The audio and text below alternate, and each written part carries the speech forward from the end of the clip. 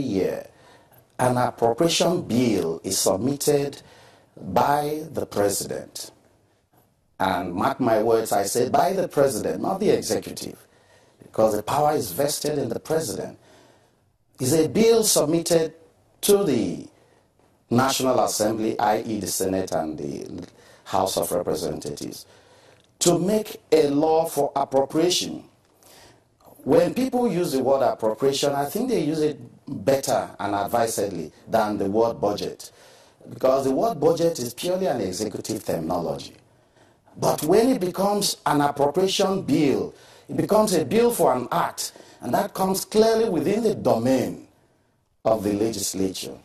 And to that extent, it subjects the whole process of appropriation to the crucible of lawmaking, the procedure, the processes, and the ultimate turnout of the event. So I believe that it is clear misconception for anybody to think or suggest or imagine that the legislature will not have a proper insight and participation in the appropriation bill processed by it and ultimately passed by it. Mark you, when we go to certain sections of the Constitution, and in this regard we talk about Section 59 of the Constitution, it is perfectly clear that the appropriation bill is within the purview of the National Assembly. I'm going to go to Section 50 now. 59. 59, did you say? Okay, I'm going to go to Section 59 now, and I will read it for the benefit of our viewers. It says, the provision of this section shall apply to an appropriation bill or a supplementary appropriation bill, including any other bill for the payment, issue, or withdrawal from the consolidated fund or any other public fund of the Federation of any money charged thereon, or any alteration in the amount of such a payment, issue, or withdrawal.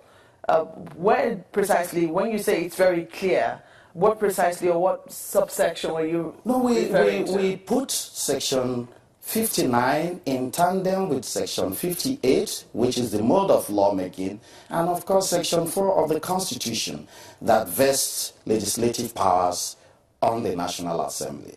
The power to make law for the peace, order, and good government of the country. So when you take that in tandem with 59, which suggests the mode of lawmaking, how it goes from first reading to second reading, amongst other things, and ultimately passed into law, and then assented to by the president for it to become an appropriation act, which is a yearly ritual that the National Assembly is subjected to.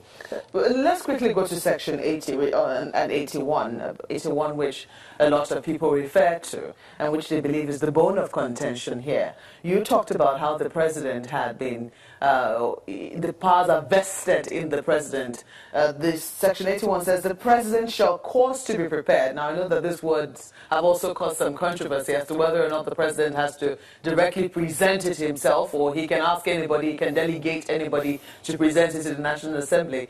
We've seen that controversy raged once or twice. But here, 81 says, the president shall cause to be prepared and laid before each house of the National Assembly at any time in each financial year, estimate of the revenues and expenditure of the Federation for the next following financial year.